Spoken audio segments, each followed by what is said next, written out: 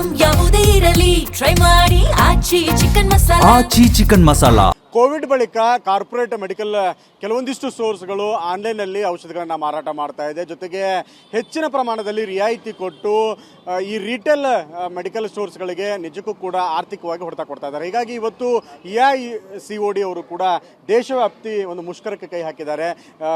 ದೇಶಾದ್ಯಂತ ಮೆಡಿಕಲ್ ಸ್ಟೋರ್ಗಳನ್ನು ಬಂದ್ ಮಾಡಿ ಪ್ರತಿಭಟನೆಗೆ ಕೂಡ ಮುಂದಾಗಿರುವಂಥದ್ದು. ಹೀಗಾಗಿ ಮತ್ತಿಕೆರೆಯ ನಿಮ್ಮ ಮೆಡಿಕಲ್ ಸ್ಟೋರ್ಗಳ ಮುಂದೆ ಅಂಟಿಸಿರುವಂಥ ಬೋರ್ಡನ್ನು ಕೂಡ ತೋರಿಸ್ತಾ ಇದ್ದೀನಿ. AIOCD ಅವರು ಕರೆ ಕೊಟ್ಟಿರುವಂತಹ ಆಲ್ ಇಂಡಿಯಾ ಕೆಮಿಸ್ಟ್ ಸ್ಟ್ರೈಕ್ ಇವತ್ತು ಸಾರ್ವಜನಿಕರಿಗೂ ಕೂಡ ಒಂದು ತಿಳುವಳಿಕೆ ನೋಟಿಸ್ ಅನ್ನು ಕೂಡ ಅಂಟಿಸಿರುವಂಥದ್ದು. To stop online sale of medicines and to stop deep discount by corporates. ಅಂದರೆ ಕೆಲವೊಂದಿಷ್ಟು ಕಾರ್ಪೊರೇಟ್ ಮೆಡಿಕಲ್ ಸ್ಟೋರ್ಸ್ಗಳೇನಿದಾವಲ್ಲ, ಮೆಡಿಕಲ್ ಔಷಧ ಮಾಡುವಂತಹ ಕೆಮಿಸ್ಟ್ಗಳು ಯಥೇಚ್ಛವಾಗಿ ಆನ್ಲೈನಲ್ಲಿ ಔಷಧಿಗಳನ್ನು ಸೇಲ್ ಮಾಡ್ತಾ ಇದೆ. ವ್ಯಾಪಕವಾಗಿ ರಿಯಾಯಿತಿ ಕೊಟ್ಟು ಜನರನ್ನ ತಮ್ಮ ಕಡೆ ಸೆಳೀತಾ ಇವೆ. ಇದರಿಂದ ರಿಟೇಲಲ್ಲಿ ಔಷಧಿಗಳನ್ನು ಮಾರಾಟ ಮಾಡುವಂಥವ್ರು ನಿಜಕ್ಕೂ ಕೂಡ ಇವತ್ತು ಬೀದಿಗೆ ಬರ್ತಾ ಇದ್ದಾರೆ. ಅದರಲ್ಲೂ ಪ್ರಮುಖವಾಗಿ ವೈದ್ಯರ ಪ್ರಿಸ್ಕ್ರಿಪ್ಷನ್ ಇಲ್ಲದೆ ಔಷಧಿಗಳನ್ನು ಕೊಡ್ತಾ ಇರುವಂಥದ್ದು ಜನರ ಆರೋಗ್ಯಕ್ಕೂ ಕೂಡ ಕುತ್ತು ತರ್ತಾ ಇದ್ದಾರೆ. ಹೀಗಾಗಿ ಆಲ್ ಇಂಡಿಯಾ ಮಟ್ಟದಲ್ಲಿ ಇವತ್ತು ಮೆಡಿಕಲ್ ಸ್ಟೋರ್ಗಳನ್ನು ಬಂದ್ ಮಾಡಿ ಪ್ರತಿಭಟನೆಗೂ ಕೂಡ ಮುಂದಾಗಿರುವಂಥದ್ದು. ಸದ್ಯಕ್ಕೆ ನಾನು ನಿಮಗೆ ತೋರಿಸ್ತಾ ಇದ್ದೀನಿ. KCDA Karnataka chemist druggist association ಅವರು ಕೂಡ ಬೆಂಗಳೂರಲ್ಲಿ ಸೇರಿದಂತೆ ರಾಜಧಾನಿ ಎಲ್ಲ ತಮ್ಮ ವ್ಯಾಪ್ತಿಗೆ ಬರುವಂತಹ ಎಲ್ಲ ಮೆಡಿಕಲ್ ಸ್ಟೋರ್ಗಳನ್ನು ಕೂಡ ಇವತ್ತು ಬಂದ್ ಮಾಡಿ ಪ್ರತಿಭಟನೆಗೆ ಮುಂದಾಗಿದ್ದಾರೆ. ಬಹುತೇಕ ಭಾಗಗಳಲ್ಲೂ ಕೂಡ ಅವರ KCDA ವ್ಯಾಪ್ತಿಯ ಮೆಡಿಕಲ್ ಸ್ಟೋರ್ಗಳು ಕೂಡ ಬಂದಾಗಿದೆ. ನನ್ನ ಜೊತೆಗೆ KCDA ಅಧ್ಯಕ್ಷರಾಗಿರುವಂತಹ ರಘುನಾಥ್ ಅವರಿದ್ದಾರೆ, ಮಾತಾಡಿಸ್ತೀನಿ. ಏನು ಹೇಳ್ತಾರೆ ಅಂತ ಸರ್, ಹೇಗೆ ವ್ಯಕ್ತ ಆಗ್ತಾ ಇದೆ ಬಂದ್ಗೆ? ಎಷ್ಟು ಇವತ್ತು ಬೆಂಗಳೂರು ಸೇರಿದಂತೆ ರಾಜ್ಯದಲ್ಲಿ ತಮ್ಮ ಮೆಡಿಕಲ್ ಸ್ಟೋರ್ಗಳು ಬಂದಾಗಿದೆ? ಸರ್, ಸಂಪೂರ್ಣವಾಗಿ 100% ನಮ್ಮೇನು ಕರೆಗೆ ಹೋಗೊಟ್ಟು ಎಲ್ಲ ಕೆಮಿಸ್ಟ್ಗಳು ಬಂದ್ಗೆ ಹೋಗ್ತಾ ಇದ್ದಾರೆ. ನಮ್ಮ ರಾಜ್ಯದ ಆಲ್ಮೋಸ್ಟ್ ಎಲ್ಲ ಜಿಲ್ಲೆಗಳು ಸಹ ಬಂದು ಯಶಸ್ವಿಯಾಗಿ ನಡೆಸ್ತಾ ಇದ್ದಾರೆ. ಇದರಲ್ಲಿ ಕೆಲವು ಕಡೆ ಮೆಡ್ಪ್ಲಸ್ ಔಟ್ಲೆಟ್ಗಳು ಕ್ಲೋಸ್ ಆಗಿದೆ. ನಮ್ಮ ಬೆಂಗಳೂರು ಸಿಟಿನಲ್ಲಿ ಇವಾಗ ಏನಾಗುತ್ತೆ, ನಾವು ವಿರುದ್ಧವಾಗಿ ಕೆಲಸ ಈಗ ನಾವು ನಮ್ಮ ಕೋರಿಕೆ ಇರೋದನ್ನೇ ಆನ್ಲೈನ್ಗೆ ಎಗೇನೆಸ್ಟ್ ಆಗಿ ನಾವು ಹೋಗ್ತಾ ಇರೋದ್ರಿಂದ ಈ ಆನ್ಲೈನ್ ಶಾಪ್ಗಳು ಏನಿದೆ, ಆನ್ಲೈನ್ ಶಾಪ್ಗಳು ಅವ್ರ ಜೊತೆ ಹೊಂದಾಣಿಕೆ ಮಾಡ್ಕೊಂಡಿರೋ ಕೆಲವು ಅಂಗಡಿಗಳೇನಿದೆ, ಇಷ್ಟು ಬಿಟ್ಟು ಒಂದು 10% ಅಂಗಡಿಗಳಿರ್ಬೋದು, ಇಷ್ಟು ಬಿಟ್ಟು ಮಿಕ್ಕಿದ ಎಲ್ಲ 90% ಆಫ್ ದ ಶಾಪ್ಸು ಕ್ಲೋಸ್ಗೆ ಹೋಗಿದೆ ಸರ್. ಸರ್, ಈಗ ತಾವು ಒಂದು ಹೋರಾಟ ಮಾಡ್ತಾ ಇರೋದು ಆನ್ಲೈನಲ್ಲಿ ಔಷಧಿಗಳ ಮಾರಾಟವನ್ನು ನಿಲ್ಲಿಸಬೇಕು, ಯಥೇಚ್ಛವಾಗಿ ಕೊಡ್ತಿರುವಂಥ ರಿಯಾಯಿತಿನ ಕಡಿಮೆ ಮಾಡಬೇಕು ಅಂತೇಳಿ. ಆದರೆ ಇವತ್ತು ಕಾರ್ಪೊರೇಟ್ ಮೆಡಿಕಲ್ ಸ್ಟೋರ್ಸ್ಗಳೇನಿದಾವಲ್ಲ, ಮೆಡ್ಪ್ಲಸ್, ಅಪೋಲೋ, ಈ ಥರದ ಮೆಡಿಕಲ್ ಸ್ಟೋರ್ಗಳು ಸಹಜವಾಗಿ ಕೆಲಸವನ್ನು ನಿರ್ವಹಿಸ್ತಾ ಇವೆ. ಸರ್, ಅವ್ರಿಗೆ ಈಗ ರೋಡಲ್ಲಿ ಅವರು ವ್ಯಾಪಾರ ಮಾಡೋಂಥವ್ರನ್ನ ನಾವು ಕ್ಲೋಸ್ ಮಾಡಿ ಅಂತ ಹೇಳೋಕ್ಕಾಗಲ್ಲ. ಯಾಕಂದ್ರೆ ಅವ್ರು ಲೈಸೆನ್ಸ್ ತೊಗೊಂಡು ಕ್ವಾಲಿಫೈಡ್ ಪರ್ಸನ್ ಇಟ್ಕೊಂಡು ವ್ಯಾಪಾರ ಮಾಡ್ತಿರ್ತಾರೆ. ಅದರದ್ದು ನಮ್ದು ಅಬ್ಜೆಕ್ಷನ್ ಇಲ್ಲ. ನಮ್ಮದೆಲ್ಲೂ ನಮ್ಮ ಬಂದಲ್ಲೂ ನಾವು ಅದ್ರ ಬಗ್ಗೆ ನಾವು ಉಲ್ಲೇಖ ಮಾಡಿಲ್ಲ. ಈಗ ನಮ್ಮದು ಏನಿದೆ ಅಂತಂದರೆ, ಕಾನೂನಿಗೆ ವಿರುದ್ಧವಾಗಿ ಕಾನೂನಲ್ಲಿ ಇಲ್ಲದೇ ಇರೋವಂಥ ಪರಿಧಿನಲ್ಲಿ ಆನ್ಲೈನು ಫಾರ್ಮಸಿಗಳು ಚೈನ್ಗಳು ಕೆಲಸ ಮಾಡ್ತಾಯಿದೆ. ಇದರಿಂದ ಒಂದು ನಮಗೆ ಅನೈತ್ಯ ಒಂದು ಏನು ಡಿಸ್ಕೌಂಟ್ ಪ್ಯಾಟ್ರನ್ನು ಒಂದು ವಿಚಿತ್ರವಾಗಿ ಕೊಡ್ತಾ ಇರೋದ್ರಿಂದ ನಮ್ಮ ಜನಗಳಿಗೆ ಅದರಿಂದ ತೊಂದರೆ ಆಗ್ತಾ ಇದೆ. ಅದರ ನಂತರ ಜನಗಳಿಗೆ ಏನಾಗುತ್ತೆ, ಒಂದು ಪ್ರಿಸ್ಕ್ರಿಪ್ಷನ್ನು, ಒಂದು ಸೈಕೋಟ್ರೋಪಿಕ್ ಡ್ರಗ್ ಇರ್ಬೋದು, ಹ್ಯಾಬಿಟ್ ಫಾರ್ಮಿಂಗ್ ಡ್ರಗ್ ಇರ್ಬೋದು, ಇದು ಎಲ್ಲಿ ಬೇಕು 20-30 ಪ್ಲಾಟ್ಫಾರ್ಮಲ್ಲೇ ಒಂದೇ ಸಲ ತೊಗೊಳ್ಬೋದು. ಅದಕ್ಕೇನು ಕಾನೂನು ಪರಿಧಿನಲ್ಲಿ ಇಲ್ಲ. ಒಂದು ಫೆನ್ಸಿಡಲ್ ಅನ್ನೋ ಒಂದು ಸಿರಪ್ಪು ನಮ್ಮ ಯಾವ ಅಂಗಡಿಗಳಲ್ಲೂ ನೀವು ಒಂದು ಸಿಗಲ್ಲ. ಬಟ್ ಅಲ್ಲಿ ನೀವು ಎಷ್ಟು ಬೇಕಾದ್ರೂ ತೊಗೊಬೋದು. ಅದು ಮಿಸ್ಯೂಸ್ ಆಗುತ್ತೆ ಯುವ ಜನಾಂಗದ ಮೇಲೆ.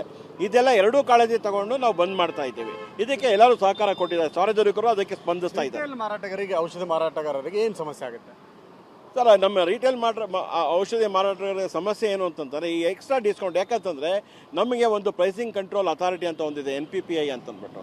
ಅದು 16% ಎಕ್ಸೈಸ್ ಮೈನಸ್ ಎಕ್ಸೈಸ್ ಡ್ಯೂಟಿ ಮತ್ತು 20% ನಮಗೆ ಮಾರ್ಜಿನ್ ಕೊಟ್ಟಿದೆ. ಇದೇನಾಗುತ್ತೆ, ಇವರು 25, 30, 35, 40% ಕೊಡ್ತಾ ಇರಬೇಕಾದ್ರೆ ಇವ್ರು ಕೊಡ್ತಾರೋ ಮೆಡಿಸನ್ನು ಒರಿಜಿನಲ್ ಡ್ಯೂಪ್ಲಿಕೇಟ್ ಅನ್ನೋದು ಕನ್ಸರ್ನ್ ಡಿಪಾರ್ಟ್ಮೆಂಟ್ಗಳು ಮತ್ತು ಸರ್ಕಾರಗಳು ಇದ್ರ ಬಗ್ಗೆ ಗಮನ ಹರಿಸ್ಬೇಕು. ಅಲ್ಲಿ ಅಕಸ್ಮಾತ್ ಡ್ಯೂಪ್ಲಿಕೇಟೋ ಮತ್ತು ಇಲ್ಲ ಸಬ್ಸ್ಟ್ಯಾಂಡರ್ಡ್ ಕ್ವಾಲಿಟಿ ಡ್ರಗ್ಸು ಆಗಿದ್ರೆ ಅವ್ರು ದುಡ್ಡು ಕೊಟ್ಟು ತಗೊಂಡು ಏನು ಪ್ರಯೋಜನ ಇದೆ? ಮತ್ತು ರಿಯಾಯಿತಿ ದರದಲ್ಲಿ ಕೊಡ್ತಾರೆ ಅಂದ್ರೆ ಅವರು 30-40%, ಅಂದ್ರೆ ಔಷಧಿ ಗುಣಮಟ್ಟ ಇರಲ್ಲ ಅಂತ ತಮ್ಮ ವಾದನ. 100% ಹೆಂಗಿಂದ ಕೊಡೋಕ್ಕಾಗುತ್ತೆ? ಇವಾಗ NPPI ಅಂತ ನ್ಯಾಷನಲ್ ಫಾರ್ಮಸಿಕ್ NPPI ಅಂತ ಒಂದು ಗೌರ್ಮೆಂಟ್ ಇದರಲ್ಲಿ ಇರೋಂಥ ಒಂದು ಅಥಾರಿಟಿ ಇದೆ. ಈಗ ಒಂದು ಪೆಟ್ರೋಲ್ ಬಂಕ್ ಅಂತ ಅಂದ್ಕೊಳ್ಳಿ, 106 ರೂಪಾಯಿ, 108 ರೂಪಾಯಿ ಅಂತಿದೆ. ಯಾವನೊಬ್ಬ 95 ರೂಪಾಯಿ ಕೊಡ್ತಾ ಇದ್ದರೆ ಗೌರ್ಮೆಂಟ್ ಸುಮ್ಮನೆ ಇರುತ್ತಾ?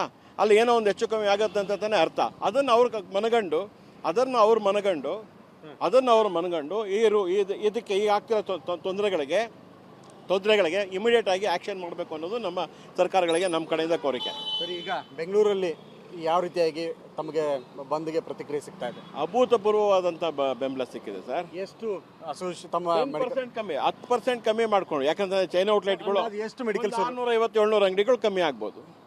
ಬಂದಾಗಿರೋ ಸಂಖ್ಯೆ ಬಂದಾಗ ಒಂದು 5,500-6,000 ಬಂದಾಗ್ಬೋದು. ರಾಜ್ಯದಲ್ಲಿ ರಾಜ್ಯದಲ್ಲೇ 24ರಿಂದ 23ರಿಂದ 24,000 ಅಂಗಡಿಗಳು ಬಂದಾಗ್ಬೋದು.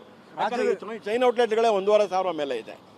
ರಾಜ್ಯದಲ್ಲಿ ಇನ್ನೊಂದು ಅಸೋಸಿಯೇಷನ್ KPRDO ನಿಮ್ಮ ಮತ್ತು ಅವರ ನಡುವಿನ ಒಮ್ಮತ ಇಲ್ಲದೆ ಇರೋದ್ರಿಂದ ಸ್ವಲ್ಪ ಮಟ್ಟಿಗೆ ಇದು ಹಿಂದೇಟ ಆಯ್ತಾ? ಇಬ್ಬರು ಕೂಡ ಮಾತಾಡ್ಕೊಂಡು ಹೋಗಿದ್ರೆ ಇನ್ನೂ ಕೂಡ ಸಕ್ಸಸ್ ಮಾಡ್ಬೋದಿತ್ತು ಅನ್ಸುತ್ತಾ? ಸರ್, ಅವರು ಬಂದ್ಬಿಟ್ಟು ಅಸೋಸಿಯೇಷನ್ಗಳೇ ಅಲ್ಲ. ಅದು ಈ ಥರ ಬಂದು ಇನ್ನೊಂದು ಮತ್ತೊಂದು ಆದಾಗ ಎಲ್ಲಾದರೂ ನಾವಿದ್ದೀವಿ ಅಂತ ತೋರಿಸ್ಕೊಳ್ಳಿಕ್ಕೆ ಇದನ್ನು ಮಾಡ್ಲಿಕ್ಕೆ ಹೋಗ್ತಾರೆ. ಅಷ್ಟು ಬಿಟ್ಟರೆ ಇಲ್ಲೇನಾಗುತ್ತೆ, 3 ಟೈರ್ ಸಿಸ್ಟಮ್ ಇದೆ. AOCD ಅದಕ್ಕೆ ಅಫಿಲಿಯೇಟೆಡ್ ಬಾಡಿ ಬಂದ್ಬಿಟ್ಟು ಒಂದೇ ಅಸೋಸಿಯೇಷನ್, KCDA ಅದಕ್ಕೆ ಅಫಿಲಿಯೇಟೆಡ್ ಬಾಡಿ ಬಂದ್ಬಿಟ್ಟಿದ್ದಾನೆ, BPRDF ಒಂದೇ ಅಸೋಸಿಯೇಷನ್, ಒಬ್ಬೊಬ್ಬರಿಗೆ ಒಂದೊಂದು ಅಸೋಸಿಯೇಷನ್ ಅಫಿಲಿಯೇಟ್ ಆಗಿರುತ್ತೆ.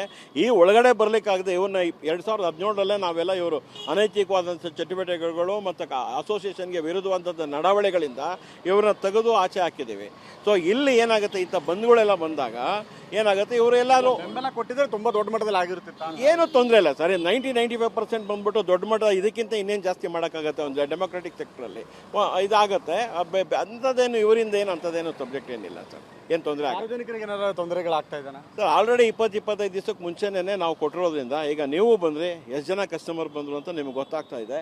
ಯಾಕೆ ಅಂತಂದರೆ ಆಲ್ರೆಡಿ ನಾವು ಇನ್ಫಾರ್ಮೇಷನ್ ಕೊಟ್ಟಿದ್ದೀವಿ ಅವರಿಗೆ 20-25 ದಿವಸದಿಂದ. ಅಂಥದ್ದೇನೂ ಸಮಸ್ಯೆ ಆಗೋದಿಲ್ಲ. ಓಕೆ, ಇದು KCDA ಅಧ್ಯಕ್ಷ ಆಗಿರುವಂತಹ ರಘುನಾಥ್ ಅವರ ಮಾತುಗಳು. ಕ್ಯಾಮರಾಮನ್ ಜಗನ್ ಜೊತೆಗೆ ವಿನಯ್ ಕುಮಾರ್ ಕಾಶ್ಯಪ್ನವರ್, TV9 ಬೆಂಗಳೂರು.